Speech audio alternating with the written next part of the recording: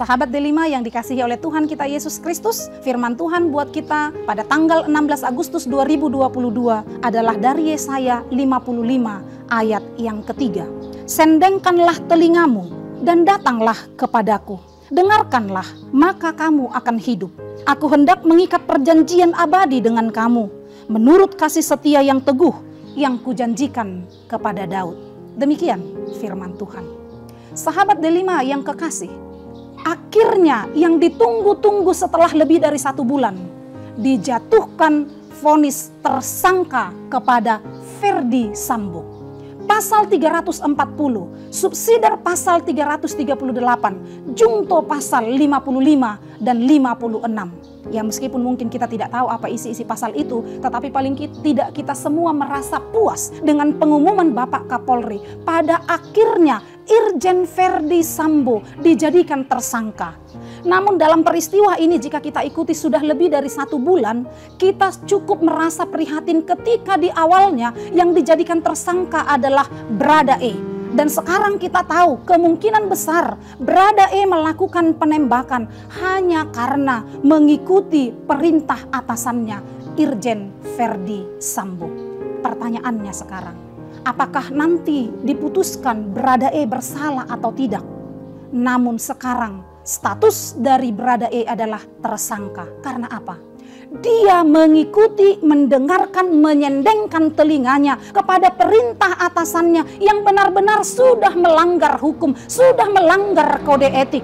Namun sebenarnya hukum menjamin bahwa bawahan sekalipun sebenarnya punya hak untuk menolak perintah atasan jika perintah itu bertentangan dengan undang-undang, bertentangan dengan konstitusi, dan bertentangan dengan etika moral umum.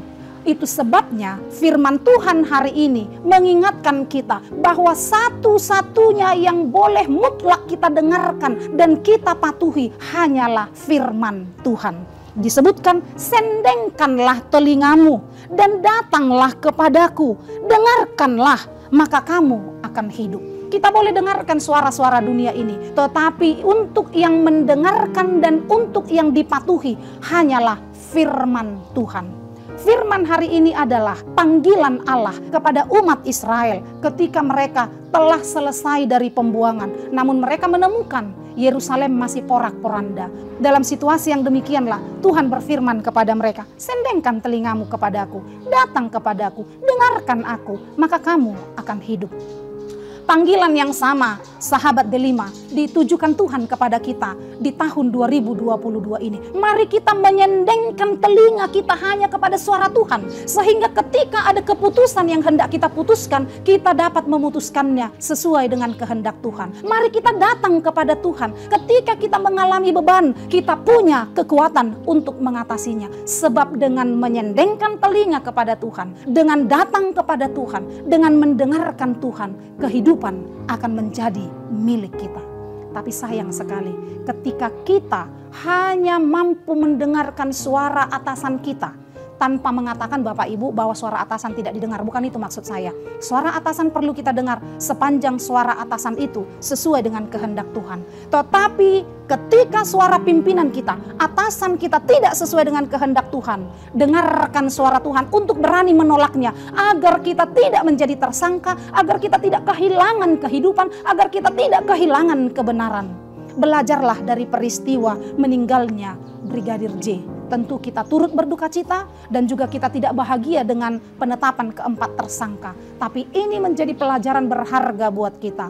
Meskipun kita diminta untuk tunduk kepada atasan, tapi ada atasan yang lebih dari segala-galanya, yang kepadanya kita wajib mutlak untuk tunduk, mendengarkan, datang kepadanya hanya kepada suara Tuhan. Mari Bapak, Ibu, dan saudara-saudara dalam perjalanan hidup kita, detik demi detiknya, hari demi harinya, dengarkanlah suara Tuhan. Maka suara itu akan menuntun kita kepada kehidupan dan kesejahteraan.